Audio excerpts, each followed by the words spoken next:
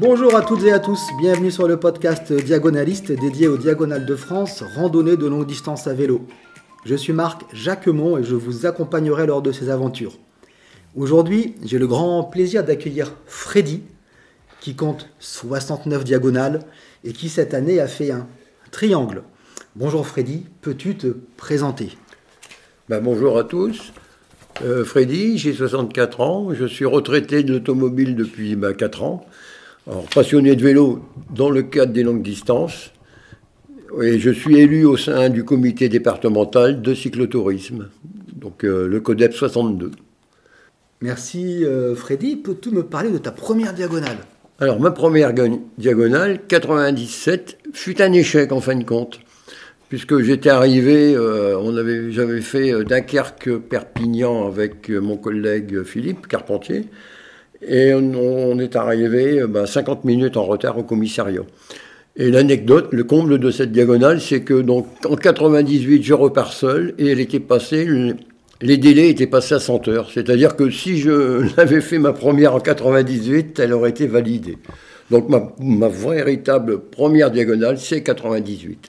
Et pourquoi vous êtes arrivé avec une heure de retard ? Un problème mécanique La motivation, moi c'était ma première, Philippe c'était déjà sa deuxième, il était fort fatigué, et puis après il y a plein, la météo et tout, et puis moi je me laissais un peu faire, voilà, Philippe menait plus la danse que moi, quoi. Mais malgré qu'on a passé la dernière nuit sur le vélo, parce que chaque diagonale elle n'est pas finie tant qu'on n'a pas fini la dernière nuit, il nous restait 50 minutes de retard quand même, quoi.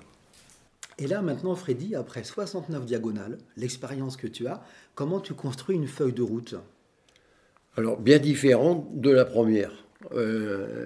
L'expérience amenant que on est plus serein, on prévoit nos hôtels, on prévoit un kilométrage qu'on sait qu'on va atteindre, parce qu'il ne faut pas se mettre un kilométrage en voulant battre des records et puis se retrouver et ne pas aller à l'objectif. Pour réussir une diagonale, c'est 280 par jour. L'idéal, c'est quand même d'essayer de mettre un peu plus de kilomètres dans les premières journées, de façon à faire ce que j'ai toujours dit, la méthode d'escalier. Vous prenez Dunkerque-Menton, 320 la première journée, ce qui va vous permettre de faire 280, 200, et de finir avec un 120 km en dernière journée. Donc, plus on avance, moins on a de kilomètres. Après, la feuille de route, on va l'établir par rapport au dénivelé. Si vous traversez, vous prenez Dunkerque-Menton et vous prenez par les grands cols, vous n'allez pas faire 300 km en montant Galibier vers Bonnette, quoi. Voilà. Il y a le dénivelé à prendre en compte. Mais j'ai toujours dit, le facteur, l'inconnu, c'est la météo. La pluie se maîtrise, le vent de face se maîtrise beaucoup moins. C'est la météo, ça c'est faut pas se mettre une moyenne énorme parce que on sera très déçu si on ne l'atteint pas à cause du vent de face. Alors justement, tu mets quelle moyenne sur ta feuille de route ? Pour réussir la diagonale, donc les 280 par jour, moi, je mets sur une feuille Excel, je mets 18 de moyenne, mais je ne mets pas mes arrêts. Parce que, une diagonale, il y a des arrêts impératifs, puisqu'il faut contrôler à certains points. Donc, c'est au moins 3 par jour, c'est tous les 120, donc ça sera un au matin, un l'après-midi. Le troisième point, soyons intelligents, mettons-le à l'hôtel, il y a un arrêt de moins. Après, on considère que 2-3 arrêts dans la journée, c'est bien. Le petit déjeuner vers 7 heures du matin, comme on part à 3 heures, là où on aura 30 minutes d'arrêt. Vers midi, on aura 3 quarts d'heure d'arrêt. On n'est pas loin de l'heure, quoi. Et puis dans l'après-midi, c'est bien d'en faire une, 40 bornes avant l'hôtel, de façon à remplir les bidons et tout. Enfin, voilà. Après, le dernier arrêt, si on a un peu de retard, on zappe. Mais il y aura les arrêts de pointage, voilà, quoi. Tu as indiqué partir à 3 heures, c'est l'heure idéale, 3 heures. Alors, il y a 2 écoles, il y a ceux qui vont partir tôt. Moi, j'étais quelqu'un qui, dans mon travail, quand j'étais salarié, je commençais de bonne heure, donc il y avait peut-être ça aussi. Mais si vous partez à 3 heures, les 18 de moyenne sans les arrêts, c'est-à-dire qu'on va rouler sur 20, 22, 24, en fonction de la météo, va nous faire arriver au bout de 280, sans trop de fatigue, vers 19 heures. Alors que si on part à 5h, 6h, bah, ça sera plutôt 22 heures, et donc l'hôtelier bah, va pas vous servir un plat chaud. Et si il y a des déboires de crevaison de ci, de là, on va encore reculer. Et donc le lendemain, on ne pourra pas repartir à 5 heures parce que on sera arrivé très tard. L'idéal, c'est 19 heures. On est parfois arrivé à 20 heures, je ne vais pas dire le contraire, à cause de la météo ou allez, une série de crevaisons. Donc 3 heures du matin, c'est pour gagner en sérénité. Oui, et puis il y a des plaisirs à rouler le matin, regarder les étoiles. Enfin, il y a vraiment un plaisir. Ça n'est pas rouler une nuit complète, c'est rouler, on va dire, si on part en juin, c'est 1 heure et demie. Donc des étapes plus longues au début, plus courtes après, Oui. selon le dénivelé. Partir à 3 heures du matin, 18 km/h et en 100 mètres d'arrêt. 18 km/h de moyenne sur la journée, hein, donc sans arrêt, ce qui fait que, en roulant, on va être à 22, 24, voire peut-être même plus, suivant le dénivelé, suivant, et surtout le facteur qu'on ne connaît pas, c'est le vent. C'est pour ça qu'en mettant 18, on va être, si on a un vent de face, comme j'ai eu des trucs de tempête pratiquement. Sortant de Dunkerque, vous avez 90 km/h de vent de face, faut être très fort pour rouler sur 22.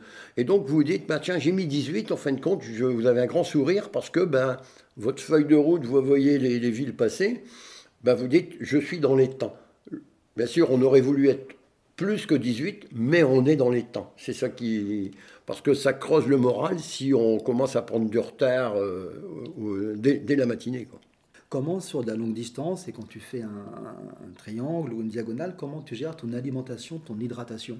Alors, l'alimentation, moi je ne suis pas le style à aller chercher des poudres de perlimpinpin, ou à dissoudre. Chacun, il faut se faire plaisir dans ce qu'on mange dans la vie courante. Ne pas manger trop salé, ne pas manger trop sucré, faire un bon équilibre de tout ça. Et après, s'alimenter, c'est toujours, je sais bien, je ne suis peut-être pas le modèle, mais manger avant d'avoir faim, parce que des fois, on ne voit pas arriver le coup de fringale, et qui peut être quand même assez dangereux, parce que y en a qui vont s'en apercevoir tout de suite, et il y en a qui vont mettre quelques kilomètres à s'en apercevoir, et donc là, ça risque, je dis pas à cause de ça qu'on louperait une diagonale, mais il faut savoir s'alimenter, tout comme quand on peut aller faire un BRM ou une sortie vélo, quoi. Boire avant d'avoir soif et manger avant d'avoir faim. Ton vélo, parle-moi de ton vélo.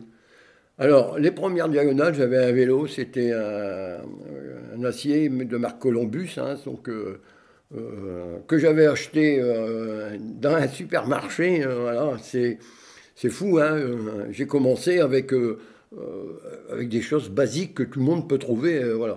Puis après, j'ai monté un peu en gamme, parce que je trouvais quand même qu'il fallait avoir du rendement dans ce qu'on donne. Donc il y a des vélos où il y a un meilleur rendement. Et donc je suis parti en l'an 2000 sur mon premier triangle avec un vélo carbone, chose que personne n'avait fait. Un avait fait deux diagonales, mais pas 3. Et on m'avait dit, attention, c'est dur, il y a plusieurs carbones. Donc j'ai la marque un Pinarello, donc haut de gamme, et je n'ai jamais ressenti cette dureté du carbone, non. Et je ne changerai pas pour rien au monde, quoi. Les développements ont évolué depuis 1998, ça serait mentir de pas le dire. On avait, parce que les développements qu'on sort dans le commerce, ils sont le reflet des pros. Donc on était sur celui du 52-42, voire même plus en grand plan sur la plaque. Et puis aujourd'hui, je suis en 46-36. Alors pour moi, c'est un bon compromis. C'est parce que le 46, on va pouvoir le mettre plus que si on a un 50 ou un 52. Et le 36, je suis bon grimpeur. Donc à l'arrière, comme je n'ai que 11-30, 36-11, c'est déjà bon. Mais je suis bon grimpeur. C'est sûr que, comme cette année dans le Gers, la répétition des côtes dans le Gers, il y a des moments, je le dis, j'aurais dû peut-être mettre 32-34, quoique dedans, sur un petit pignon à l'arrière, ne fait pas grand-chose, mais si c'est 20 cm de développement, c'est 20 cm de développement. En pneumatique, tu as du large, du fin. Alors, pneumatique, c'est pareil. Au moment où on nous disait de rouler en 18, en 19, en 20, les pros, après, sont passés en 22, et passés en 23, et tout le monde a suivi les professionnels. Enfin, donc là, maintenant, bon, on est sur du 26, quoi, 25, 26, voilà. Avec la technologie tubeless que nous avons essayé cette année. Parce que voilà, quand ils ont sorti la technologie tubeless, notamment Mavic, on va dire, pour monter un pneu Mavic sur une jante Mavic, ben, il fallait, des fois on s'arrache les cheveux. Hein. Alors qu'avant on mettait 5-10 minutes pour changer, remettre une chambre à air. C'est incroyable. Donc on s'est dit, si on fait Paris-Brest avec ces pneus-là et ces chambres à air-là, voilà. Et donc au 1er janvier de l'année donc 2023, bah, j'ai décidé de passer en tubeless. Alors, l'expérience est bonne, mais attention à la qualité des pneus à mettre. Il faut mettre le prix dans le tubeless pour avoir un bon tubeless. Et bah, une chambre à air, parce on ne sait jamais. Parce que s'il y a un gros trou, il faudra mettre une chambre à air et toujours avoir un peu de liquide préventif qui remplace en fin de compte les 2-3 chambres à air qu'on peut prendre en diagonale, quoi. Ton vélo, toujours, parle-moi, est-ce que tu as un prolongateur? Quel type de selle? Un rétroviseur? Alors, je n'ai pas de prolongateur. Hein. Bon, je ne devrais peut-être pas le dire parce qu'en termes de sécurité, on doit toujours avoir les mains sur le guidon. Mais quand on est en diagonale, on aime bien cette position de mettre ses bras sur la petite sacoche avant qui nous permet de nous reposer, quoi. Hein. Même si, bon, c'est vrai, en termes de sécurité et en tant qu'élu du CODEP, je ne devrais pas dire ça. Mais bon, après, donc je n'ai pas de prolongateur. Tu demandais une selle ou alors la selle c'est comme les chaussures, chacun va trouver chaussure à son pied, selle à son fessier. Quand j'ai acheté mon premier vélo, c'était une selle plastique rudimentaire de supermarché qui ne m'a jamais blessé. Cette année, j'ai voulu changer de selle, et puis bah, je l'ai changé au bout de 7 mois parce que bah, j'ai dit non. Alors, faut savoir que il y a 3 positions, il y a des selles fort plates, des selles fort arrondies et des semi-arrondies.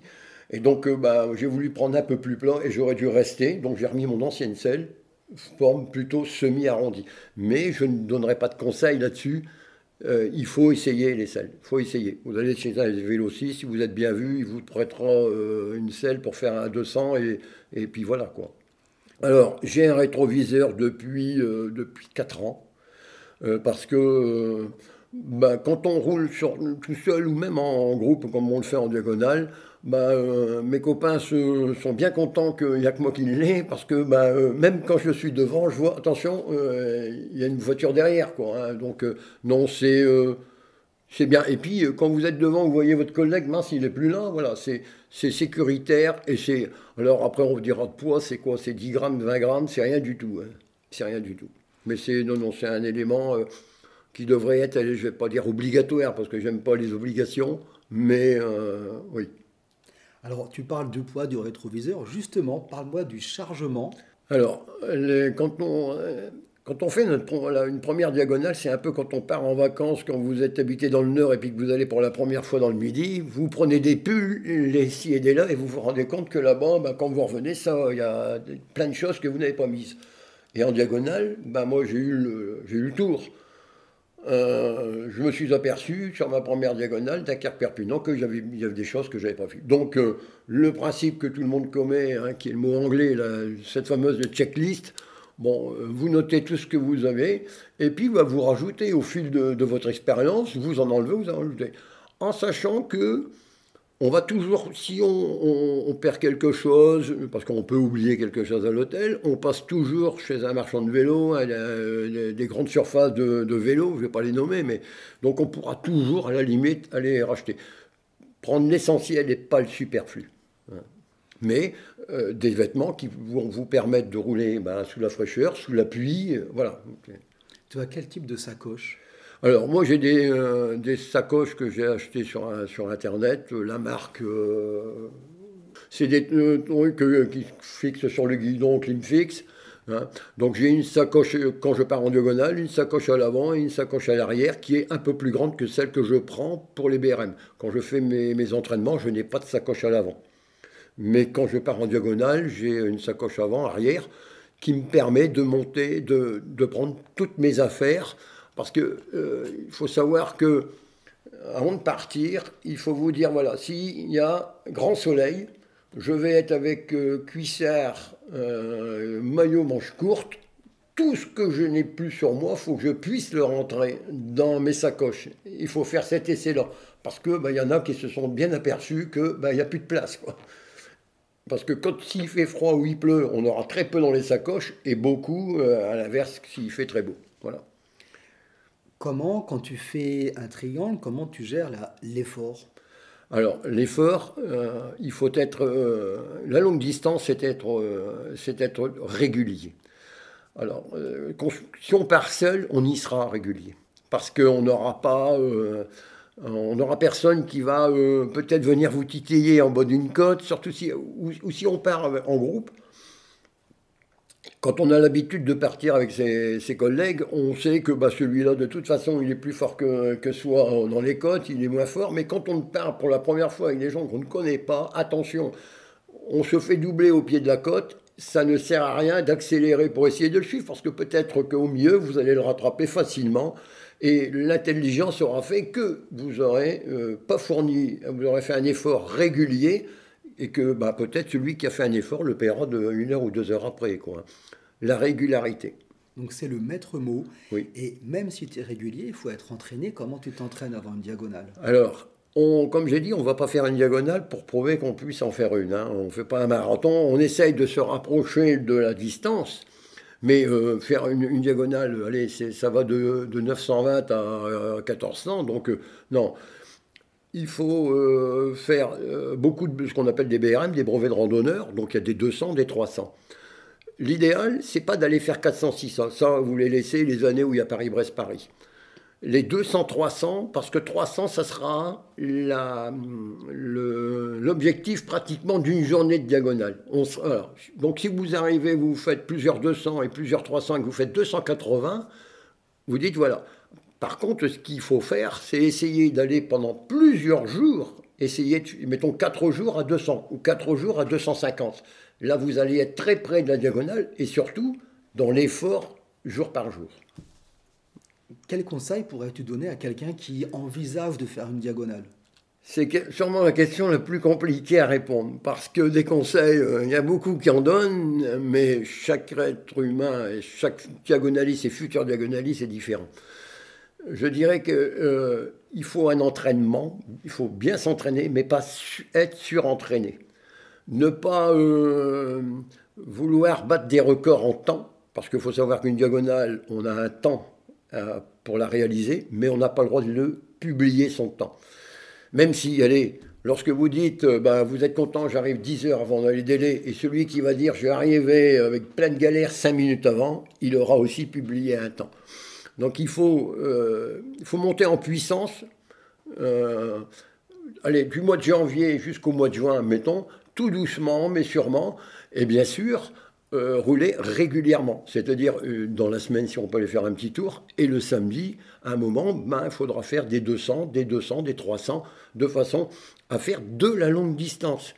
Et si on peut faire, mettons, 2 jours, 3 jours à faire 200, 220, on aura cet entraînement. Après, ne pas rouler pour soi, pas par amour-propre. Si on part en groupe et qu'on connaît bien son groupe, l'émulation va se faire. On peut se donner une petite bourre dans un col et tout. Et ça booste un peu. Mais attention, de pas. Si à un moment on voit on se dit, voilà, le cœur commence à monter, les tours commencent à monter, allez, oh là, on pense que il reste encore 2 jours de diagonale et voilà. C'est très difficile de donner des conseils, c'est très difficile. Et alors, là aussi, sans donner de conseils, pour toi, la première, il faut la faire seule ou accompagnée? Alors, moi, j'ai voulu la faire accompagnée avec quelqu'un qui en avait déjà fait une. On a été à l'échec. Si j'avais été seul, est-ce que j'aurais réussi? On ne refait pas le match. on ne refait pas le match. Donc j'ai refait ma première diagonale seul en 98, et ça a été un vrai plaisir parce que vous gérez tout seul. Donc attention, il faut être fort d'esprit, fort de caractère, parce qu'on gère. Vous vous trompez sur la carte, à l'époque il n'y avait pas de GPS, vous vous trompez, traversez les villes, tout est de votre responsabilité. Vous pouvez vous crier dessus, vous ne pourrez pas en avoir après votre collègue. Il y a du vent de face, il n'y a personne qui viendra vous protéger du vent. Donc il y a des avantages, des inconvénients, mais donc j'ai fait beaucoup de diagonales seul, j'en ai dû faire 20, 25 je pense, et puis à un moment le plaisir de partir en groupe, parce que je me souviens de 2002-2003, je ne sais plus exactement, je suis parti sur 5 diagonales, donc j'ai fait Dunkerque-Perpignan, Perpignan-Strasbourg, Strasbourg-Brest, Brest-Perpignan et Perpignan-Dunkerque. Et je suis en haut de Château-Thierry, au Campanile, et je pleure sur mon lit parce que la solitude est pesante. Et je cite Wagner qui disait « La solitude est à l'esprit ce que la diète est au corps, mortelle lorsqu'elle est trop longue ». Donc, je le dis, repartir seul, en plus à aujourd'hui avec le monde que l'on vit dans certaines banlieues de grandes villes, parce que des fois ça nous arrive de les prendre aussi, il y a tout ça, tout ce facteur-là maintenant à mettre, je ne me verrai plus partir seul. Donc là, on repartira encore à 3, 4 ou 5 ou 6, mais je ne repartirai plus seul. Et tu as le plaisir de partager l'arrivée le soir. Oh, puis c'est formidable, le soir, puis les galères. Quelqu'un va crever, on va tous s'arrêter. On a parti avec des féminines à qui on disait tiens, va avec Nico, allez-y, je vais réparer avec le collègue, de façon à ne pas la laisser, parce que un peu en dessous. Rouler une féminine qui roule avec 3 mecs qui ont de l'expérience, je me dis que c'est pas évident pour elle. Et pourtant, elle est médecin et franchement, c'est pas évident tous les jours pour elle. Ouais. Est-ce que tu as des projets en 2024 ? Les projets, ils sont déjà établis, quoi, hein. Donc, on va repartir, je crois que c'est le fin mai, au 29 mai, la date est prévue déjà. On partirait, donc on va refaire 3 diagonales, on va partir de Strasbourg, on va faire Strasbourg-Andaille, Andaille-Menton et Menton-Dunkerque. Donc pour l'instant, on est 3 sur la première, on serait 4 sur la deuxième, et on serait peut-être 5 sur la dernière, la troisième.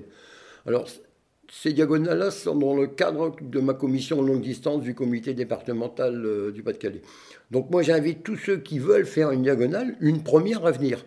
Bien sûr, il faut de l'entraînement. On a eu, je crois qu'on a une vingtaine de personnes qui ont fait une première diagonale avec nous. On a eu un seul échec. Une personne qu'on n'avait jamais roulé avec, qui n'avait jamais venu rouler avec nous, et donc qui ne se rendait pas compte, je crois, quand même, de la facilité ou la difficulté de faire une diagonale. Une diagonale peut paraître facile, peut paraître difficile. C'est tout ou rien, quoi. Il y a pas de... Après, il n'y a pas de diagonale facile. Il y a quand même 280 par jour pendant 2, 3, 4 jours. Et voilà, quoi. C'est un challenge, hein, c'est un challenge. Quand tu fais plusieurs diagonales, quand tu fais un triangle, tu as combien de pauses entre chaque diagonale ? Alors, on essaye toujours d'arriver donc, au commissariat de la ville d'arrivée, puisque c'est là qu'on pointe à l'arrivée, vers midi. Je veux dire entre 10h et 14h. Si on arrive dans ces eaux-là, on va pouvoir dormir. Donc on va manger, on va se doucher, se laver et tout. On va pouvoir dormir toute l'après-midi, aller se restaurer et tout dormir pour se lever à 2h30 pour partir sur 3h. Donc on aura un sacré nombre, pas mal d'heures de repos. Par contre, si on arrive, parce que on est parti plus tard de la ville de départ et qu'on arrive, mettons, après 16 heures, comme ça s'est produit là, on est parti de Dunkerque à 8 heures, donc on est arrivé à 16 heures à Andaille cette année, on est reparti qu'à 8 heures du matin pour faire Andaille-Menton. on est parti qu'à 8 heures. Par contre, à Menton, on est arrivé à 10 heures, donc on était reparti à 3 heures. Si on est entre 10 heures et 14 heures, nous repartirons. Voilà. On peut enchaîner les diagonales, en sachant que si on arrive tous les jours à 19 heures, ça nous fait 7 heures d'arrêt et au minimum 5 heures de sommeil. Si vous êtes bien entraîné, ça passe, ça passe. Merci beaucoup, Freddy, d'avoir partagé ton expérience conséquente. Un grand merci également à tous les auditeurs d'avoir rejoint cet épisode et de l'avoir suivi avec nous. Si vous avez des questions, des suggestions ou bien sûr une diagonale à partager, n'hésitez pas à me contacter par email à diagonaliste@gmail.com. J'ai hâte de vous retrouver lors de notre prochain numéro et d'ici là, je vous souhaite de belles sorties à vélo. Merci Freddy. Merci à vous.